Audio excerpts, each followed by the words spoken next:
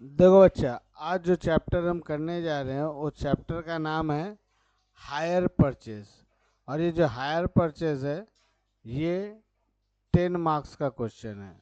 ठीक है, लेकिन हम सबसे पहले समझेंगे कि ये हायर परचेज होता क्या है। ठीक है, तो सबसे पहले एक चीज़ आपको बता दें, जो इंस्टॉलमेंट पेमेंट है, यानी कि जब कोई आदमी एक बार में बल्क पेमेंट करके कोई सामान को नहीं खरीद सकता है, तो उस समय इंसान जो है सहारा लेता है इंस्टॉलमेंट पेमेंट सिस्टम का। यानी देखा जाए तो ये जो जो पेमेंट का इंस्टॉलमेंट टुकड़ा टुकड़ा में जो पार्ट पेमेंट होता है, उस पार्ट पेमेंट का, ठीक है, तो जब हम लोग किसी भी चीज को खरीदते हैं विथ पार्ट पेमेंट, जब हम किसी चीज को खरीदते हैं विथ पार्ट पेमेंट, तो पार्ट पेमेंट करने का दो तरीका होता है। ठीक है, क्या तरीका होता है बच्चा? दो तरीका। इस दो तरीका में एक आता है एचपी मेथड, यानी कि हायर परचेज सिस्टम, और एक होता है installment payment system. Installment payment system. इस इंस्टॉलमेंट पेमेंट सिस्टम को हम लोग जो छोटा छोटा टुकड़ा में पेमेंट करते हैं वो होता है ईएमआई। ठीक है, सेम एचपी में भी ईएमआई होता है, लेकिन सबसे पहले जानो कि ये जो हायर परचेज सिस्टम है, ये हायर परचेज सिस्टम और ये इजी मंथली इंस्टॉलमेंट सिस्टम या इंस्टॉलमेंट पेमेंट सिस्टम में क्या बेसिक डिफरेंस है। ठीक है, तो पहले हम ये समझा देते हैं जनरली हायर परचेस का कहानी क्या होता है और इंस्टॉलमेंट सिस्टम का कहानी क्या होता है। हायर परचेस का सिस्टम बोलता है कि मान लो सपोज तुम 1 लाख का सामान खरीद रहे हो। ठीक है, अब इस 1 लाख रुपया का सामान खरीद रहे हो, तो तुमने डाउन पेमेंट कर दिया, मान लो सपोज 20,000 रुपया। ठीक है, ओके। और जैसे ही 20,000 रुपया डाउन पेमेंट किए, आप क्या करोगे? प्रोडक्ट लेके चल जाओ और उस प्रोडक्ट का यूज करो। ठीक है, बट जो बचा हुआ 80,000 रुपया है उसमें इंटरेस्ट के साथ जोड़ के छोटे छोटे पार्ट पेमेंट में, मान लो तुम इसको 8 बार में दे दिए, मान लो 10,000 रुपया उसका पर मंथ का पार्ट पेमेंट, और उसका जो इंटरेस्ट बन रहा है वो तुम जोड़ के देते चल जा रहे हो। और when final payment is made, जब आप फाइनल पेमेंट कंप्लीट करोगे तब क्या होगा बच्चा? You got the ownership right. ठीक है, आप जब सामान को यूज कर रहे हो, लेकिन आप सामान का क्या है, ओनरशिप राइट हेल्ड नहीं करते हो, लेकिन जैसे ही आप उसका फाइनल पेमेंट कर देते हो, आखिरी इंस्टॉलमेंट दे देते हो, तो क्या होता है? तब आप उसका ओनरशिप राइट हो जाते हो। अब क्वेश्चन ये आता है, मान लो हमसे अभिषेक पूछा कि सर इसका 1 लाख जो है, 20,000 रुपया डाउन पेमेंट दिया और देने के बाद पता चला कि बीच में वो कहीं पता चला पैसा नहीं दे पाएगा, यानी कि डिफॉल्ट हो गया। हो ही सकता है, नहीं होने का कौन सा बड़ा बात है। तो जब डिफॉल्ट हो जाएगा तो if default in payment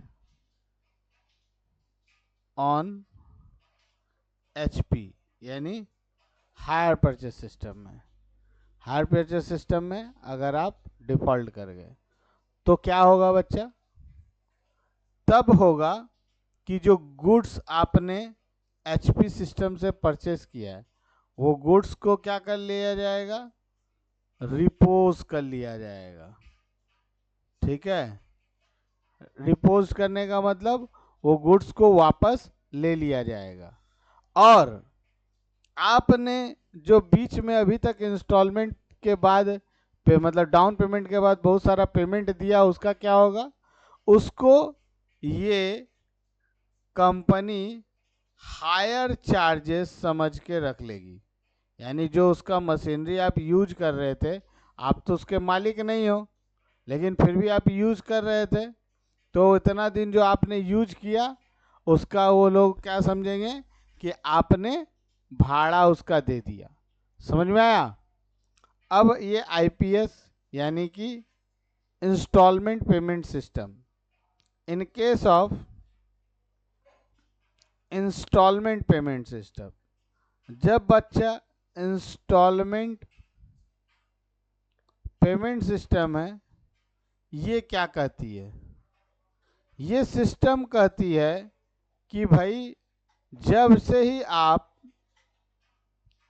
down payment करते हैं, यानी कैश पेमेंट, डाउन पेमेंट, जो भी फर्स्ट इंस्टॉलमेंट, वैसे ही आपको प्रोडक्ट का ओनरशिप मिल जाता है। ठीक है, जैसे ही आप सामान लेके गए इंस्टॉलमेंट सिस्टम से तो आपको क्या मिल जाएगा? ओनरशिप मिल जाएगा। यानी आप उस प्रोडक्ट का क्या हो गए? मालिक हो गए। अगर आप डिफॉल्ट करेंगे, आप अगर डिफॉल्ट करेंगे बीच में, अब बाकी पैसा आपको सेम ऐसे ही देना है 10,000 प्लस इंटरेस्ट जोड़ के, लेकिन जैसे ही आप इस केस में डिफॉल्ट करेंगे तो आपका गुड्स को रिपोज नहीं करेगा। इस गुड्स को क्या करेगा? रिपोज नहीं करेगा। वो इस केस में आपको सू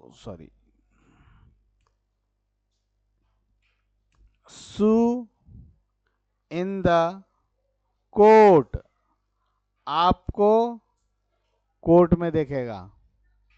ठीक है, इसीलिए बहुत जगह से इंस्टॉलमेंट पेमेंट सिस्टम हटके हायर परचेस सिस्टम आ गया। अब आप लोगों से मैं पूछना चाहता हूं कि आप बताइए, सपोज मान लीजिए आपको बिजनेस करना है। ठीक है, तो आपको जब बिजनेस करना है बच्चे, तो आप आज के डेट में अपना प्रोडक्ट सेल करने के लिए कौन सा सिस्टम अप्लाई करेंगे? हायर परचेस सिस्टम या IPS सिस्टम, यानी इंस्टॉलमेंट पेमेंट सिस्टम? अभिषेक तुम बोलो, तुम कौन सा सिस्टम सेलेक्ट करोगे? यानी इंस्टॉलमेंट पेमेंट सिस्टम। चलो, तो अब इंस्टॉलमेंट पेमेंट सिस्टम का हम लोग डिटेल में कहानी जानते हैं। यानी इंस्टॉलमेंट पेमेंट सिस्टम। ओके बच्चा, क्लियर? अब इंस्टॉलमेंट पेमेंट सिस्टम है। अब हम पढ़ाने के लिए आए। मान लो तुषार और अभिषेक बहुत दिन से, मतलब बहुत देर से इंतजार कर रहा कोचिंग में, और हम आए और आने में हमको बहुत लेट हो गया। मान लो आधा घंटा, पौने 1 घंटा वेट करते रह गया। अब जैसे ही आए हम बोले बहुत जाम था भाई, आने में दिक्कत हो गया। तो अभिषेक बोला सर आपका ये तो रोज का ड्रामा है, समझे ना, आप हमेशा लेट आते, हम लोग को इंतजार कराते हैं। तो आप एक काम करते, आपका एक तो स्कूटी नहीं ले लेते? हम बोले पैसा कहाँ है?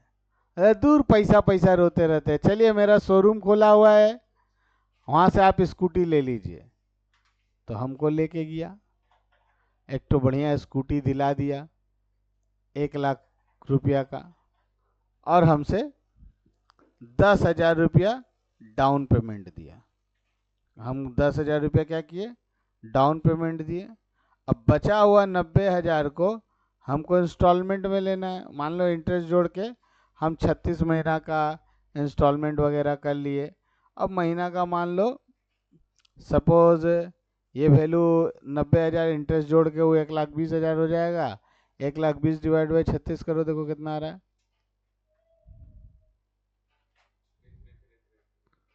3,300। अच्छा मान लो 3,500 रुपया ऑन एन एवरेज हम पकड़ लिए पर मंथ हमको देना है। ठीक है, हमको ये देना है। अब हमको जाने से पहले अभिषेक याद दिला रहा है, सर देखिए ये जो सिस्टम है ना, इसको कहते हैं इंस्टॉलमेंट पेमेंट सिस्टम। इस सिस्टम में हम आपको सामान दे दिए हैं। क्या दे दिए हैं, सामान दे दिए हैं। लेकिन इस सामान के साथ आपको हम, आप पेमेंट नहीं करेंगे ना तो हम आपको कोर्ट में केस कर देंगे। ठीक है, ओके। अब जैसे ही 1 महीना खत्म हुआ, ठीक है, 1 मंथ खत्म हुआ, हम आराम से गए, पढ़ा के आए, कोचिंग पढ़ाएं, फिर घर चले गए, आए, अभिषेक से मिल नहीं रहे। अब अभिषेक आके हमको बोलता है कि सर आप दिमाग उमाग ठीक है, इंसान है कि क्या है आप। हम बोले क्यों, क्या हुआ। बोले आपको हम स्कूटी बेचे थे, आपको हम बोले थे कि प्रत्येक महीना आपको इंस्टॉलमेंट टाइम पे देना है और आप दिए नहीं, पहले ही महीना में गंडोगोल कर दिए। हम बोले पागल हुए क्या, यहाँ का है हलवाई से। तो बोला सर आपको दिमाग उमाग समझ में नहीं आता है, आप हमसे खरीदे थे ना सामान। बोले हाँ खरीदे थे। तो कौन सा मेथड से खरीदे थे। बोले इंस्टॉलमेंट सिस्टम से, पूरा पैसा दीजिएगा तब ना वो आपका होगा।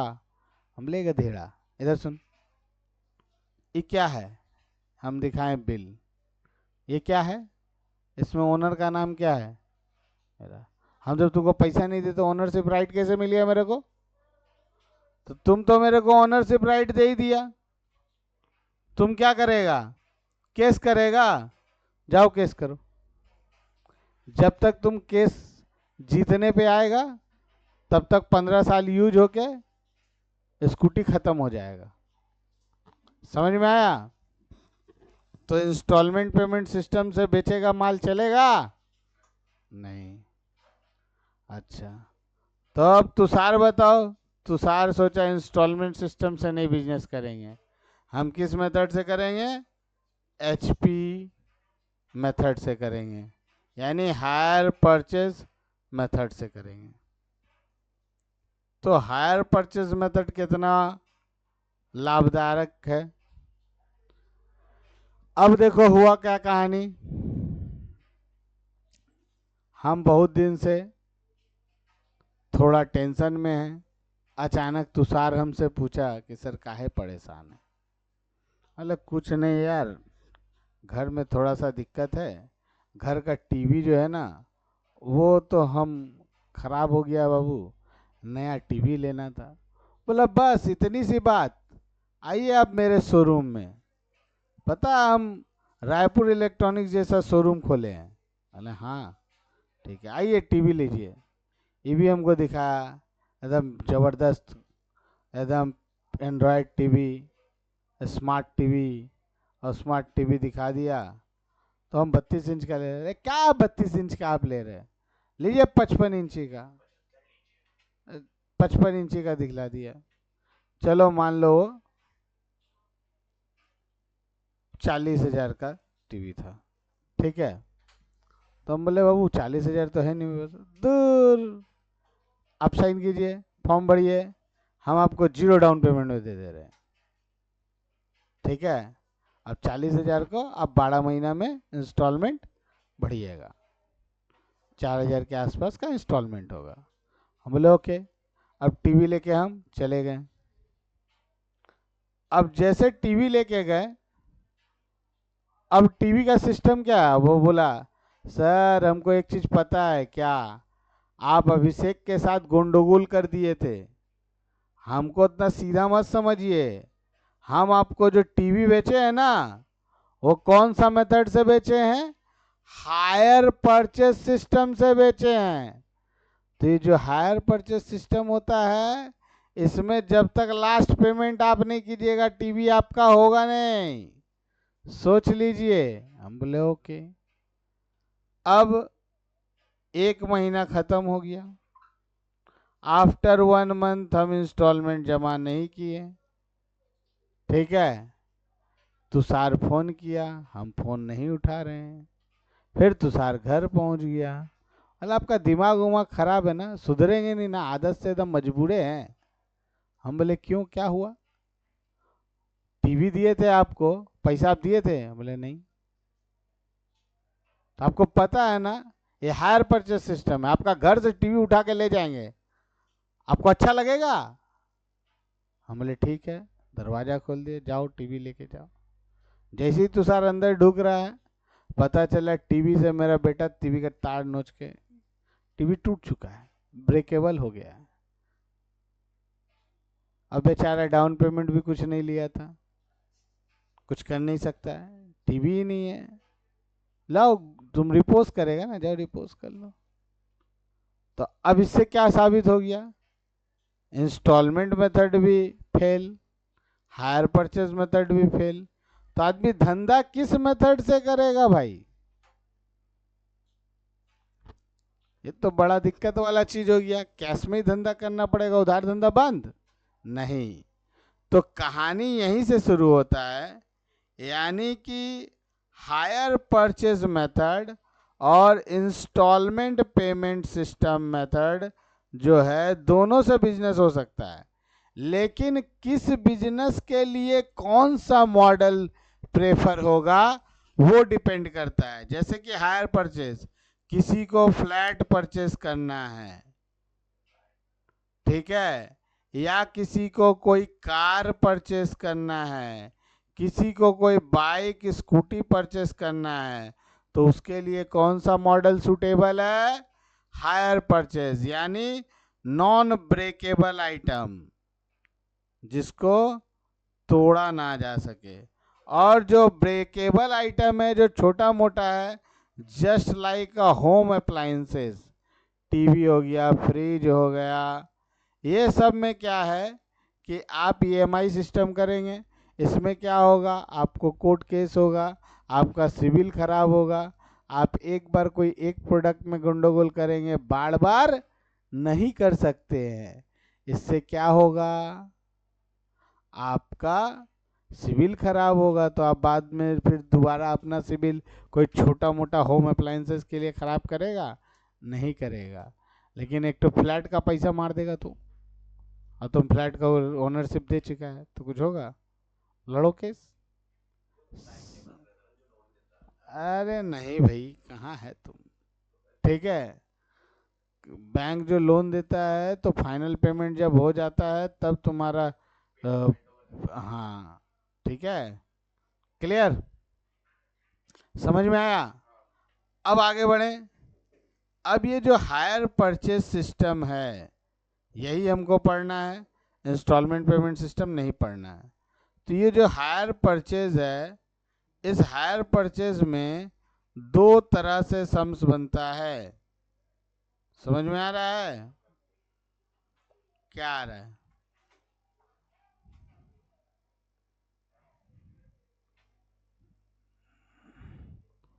ये जो हायर परचेज है, इसमें दो पॉइंट ऑफ व्यू होता है।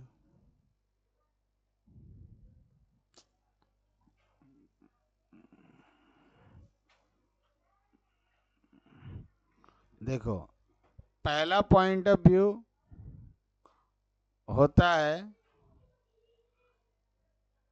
इन द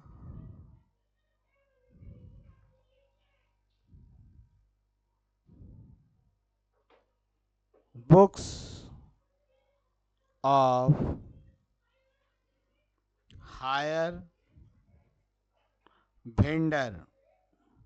वेंडर का मतलब जो प्रोडक्ट को बेचता है, और एक होता है in the books of hire purchaser.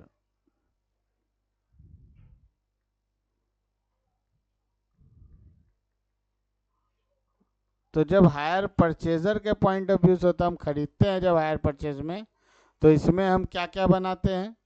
इस केस में हम बनाते हैं एसेट्स अकाउंट।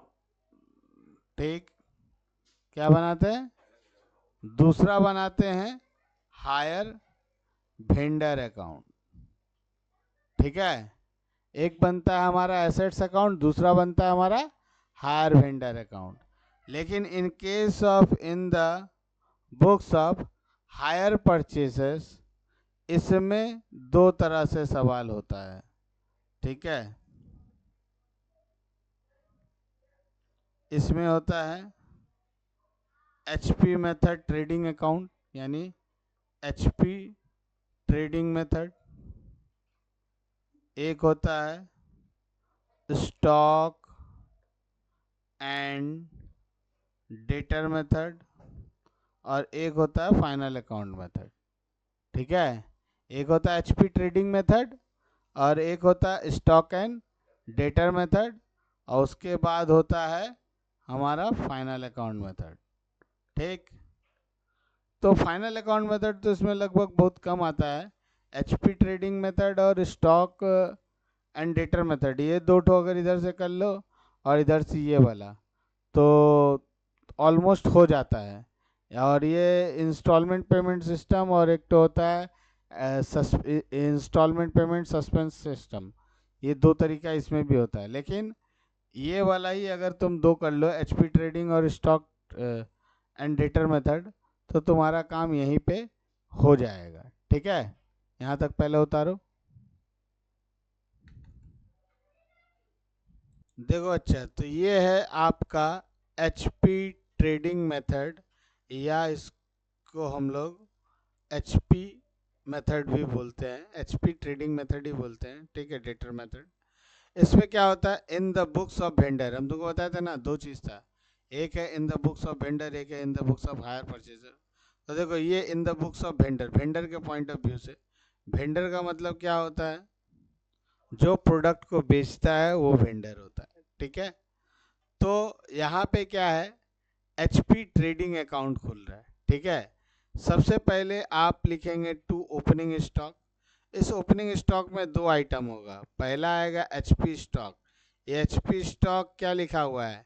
आईपी। आईपी का मतलब क्या होता है? सीपी प्लस लोडिंग, है ना। और ये इंस्टॉलमेंट ड्यू लिखा हुआ है यहाँ पे, ये इंस्टॉलमेंट ड्यू का मतलब डेटर का ओपनिंग बैलेंस है। ठीक, फिर क्या बोला? गुड्स सेंट ऑन एचपी, ये आईपी पे आएगा। फिर बाई बैंक अकाउंट, इसमें कैश रिसीव फ्रॉम डेटर, क्योंकि आप चूंकि बहुत सारा लोगों को पैसा, मतलब प्रोडक्ट जो है हायर परचेज सिस्टम में बेच रहे हैं, तो हर प्रत्येक महीना कुछ ना कुछ क्या होता है, ईएमआई के रूप में कैश आपके पास आता होगा, वही आपका कैश रिसीव फ्रॉम डेटर है। ठीक है, by repose stock account, due on reposition, मतलब जिसका पेमेंट सही से नहीं आया है तो उसका गुड्स रिपोज हो गया। रिपोज हो गया मतलब स्टॉक को वापस ले लिया गया। उसको ड्यू ऑन रिपोजिशन, मतलब यहाँ पे वो अमाउंट आएगा जो रिपोजिशन में मिलना बाकी है। और एक यहाँ पे अमाउंट आएगा लॉस ऑन रिपोज स्टॉक, मतलब जितना स्टॉक को रिपोज किया गया उसमें अल्टीमेट जो लॉस हुआ वो यहाँ पे आएगा। फिर H by closing stock, IP पे, ये हो गया आपका एचपी स्टॉक। फिर यहाँ पे आएगा डेटर, ये डेटर का क्लोजिंग बैलेंस। अब यहाँ पे स्टॉक रिजर्व अकाउंट है, ये होगा loading on HP stock, loading on HP stock और व्हाट, ओपनिंग वाला। इस ओपनिंग वाले ये जो आईपी था ना, इसके ऊपर ये लोडिंग है। उसी प्रकार से यहाँ पे आईपी है तो इसका लोडिंग यहाँ पे होगा क्लोजिंग वाले का। ठीक है, गुड्स सेंड किया था यहाँ पे तो उसका लोडिंग यहाँ पे होगा। अब एक चीज़ और है, अगर गुड्स रिटर्न भी दिया रहेगा तो उसको आप एडजस्ट करके जो वैल्यू रहेगा उसका आप निकालेंगे, ठीक है। इसके बाद आप बैलेंस करेंगे तो यहाँ आएगा टू जनरल पीएल। लेकिन सिर्फ इतना लिखने मात्र से ही आपका सवाल नहीं बन जाएगा, आपको कुछ नोट्स भी याद रखने पड़ेंगे। वो नोट्स क्या है? नोट नंबर 1, सबसे पहले ओपनिंग शॉप स्टॉक। तो देखो बच्चों, सबसे बड़ा इसमें इम्पोर्टेंट चीज़ होता है ना कि जो वर्किंग नोट है, तो इस वर्किंग नोट में पहला वर्किंग नोट आपका ये है कि to find the goods sold on HP. आपको कैसे पता चलेगा कि एचपी पे आपने कितना स्टॉक को सोल्ड किया है, ठीक है ना, हायर परचेज सिस्टम में। तो एक हो गया, देखो सीपी प्राइस में दिया हुआ ओपनिंग स्टॉक, ऐड कर दिया उस पर परचेज, परचेज से लेस करेंगे cost price of the good sold on HP, और इसमें से ऑल्सो लेस करना पड़ेगा closing shop stock, okay, excluding repose stock, मतलब जो रिपोज स्टॉक रहता है उसको हटा के, और जो वैल्यू आएगा वो आपका कहलाएगा cost of good sold on HP. अब इसमें ऐड कर देंगे प्रॉफिट, तो आपका आ जाएगा ये चीज़ का आईपी प्राइस, ठीक है। फिर दूसरा वर्किंग नोट क्या है? टू फाइंड द इंस्टॉलमेंट, मतलब जो इंस्टॉलमेंट का क्लोजिंग एचपी कैसे निकलेगा, तो opening stock of HP, add करेंगे गुड सेंट ऑन एचपी, और लेस कर देंगे क्लोजिंग स्टॉक ऑन एचपी। जो वैल्यू आया है उसको बोलेंगे मेच्योर इंस्टॉलमेंट स्टॉक, ओके। फिर जाके सेम एज इट इज़ ये ड्यू वाला, ये डेटर का कैलकुलेशन है, ओपनिंग वाला वाला, इसका आप चाहो तो डेटर का अलग से अकाउंट भी बना सकते हो कि कितना ओपनिंग स्टॉक है, कितना मेच्योर्ड हुआ, कितना कैश रिसीव हुआ, कितना गुड्स रिपोज में अभी भी ड्यू है, ये सब आपका हो गया क्लोजिंग, ठीक है। अब इसमें से ये एक तरीका है, दूसरा तरीका होता है आपका स्टॉक एंड डेटर मेथड। इस मेथड को हम लोग क्या बोलते हैं बेटा? डेटर मेथड बोलते हैं। क्या बोलते हैं? डेटर मेथड, या बहुत लोग इसको एचपी ट्रेडिंग मेथड भी बोलते हैं, ठीक है। तो अब हम लोग जब एचपी ट्रेडिंग मेथड का पूरा फॉर्मेट देखे हैं तो हम लोग को क्या करना पड़ेगा, एचपी ट्रेडिंग मेथड का एक सम्स कर लेते हैं जिससे इसका कॉन्सेप्ट बहुत क्लियर हो जाएगा हम लोगों का, ठीक है। देखो यहाँ ये जो क्वेश्चन आपको करा रहे बाबू 2002 में आया हुआ क्वेश्चन, ये बहुत ही इम्पोर्टेंट क्वेश्चन है, ठीक है, और एग्जाम में आने का चांसेस इसका बहुत ज़्यादा है। Shri Rahman sells goods on hire purchase basis, किस बेसिस में गुड्स को बेचता है? हायर परचेज कॉन्सेप्ट में बेचता है। At a profit 50% on cost, cost के ऊपर 50% प्रॉफिट, ठीक है। तो सबसे पहले क्या दिया? Hire purchase stock at selling price, कितना है? 27,000 दिया है। इंस्टॉलमेंट ड्यू 15,000 दिया है, तो ये 27,000 क्या होगा? टू ओपनिंग स्टॉक, देखो है ना। फिर इंस्टॉलमेंट 15,000 यहाँ है ना। उसके बाद क्या है? बोला है cash, sorry, goods sold on HP at selling price, कितना है? 2,61,000। अब तुम बताओ फॉर्मेट में तुमको क्या सिखाए थे? To goods sent on HP, ठीक है, ये 2,61,000 दिया था, इसको हम पुट कर दिए, ठीक है। अब इसके बाद क्या बोला है क्वेश्चन में? क्वेश्चन में बोला है कैश रिसीव्ड वो 1,84,000, तो यहाँ पे बाई कैश रिसीव्ड 1,84,000, ठीक है, क्लियर।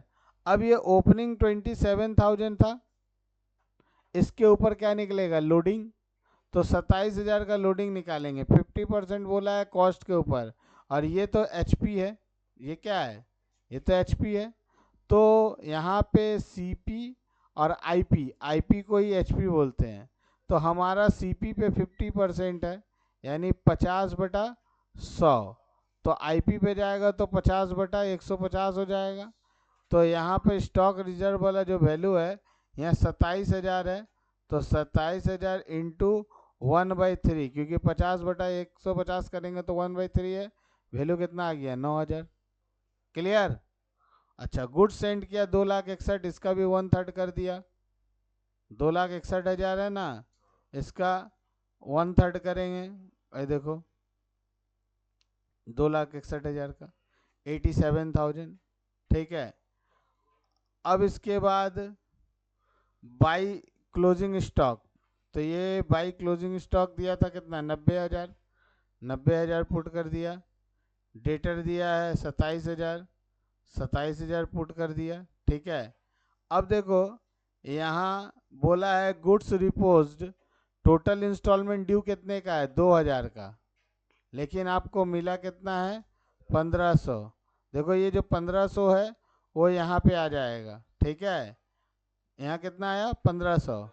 और अगर आप यहाँ पे, कहाँ गया, एक जगह और वैल्यू आना चाहिए इसका, 2,000 वैल्यू है, यहाँ पे 1,500 है।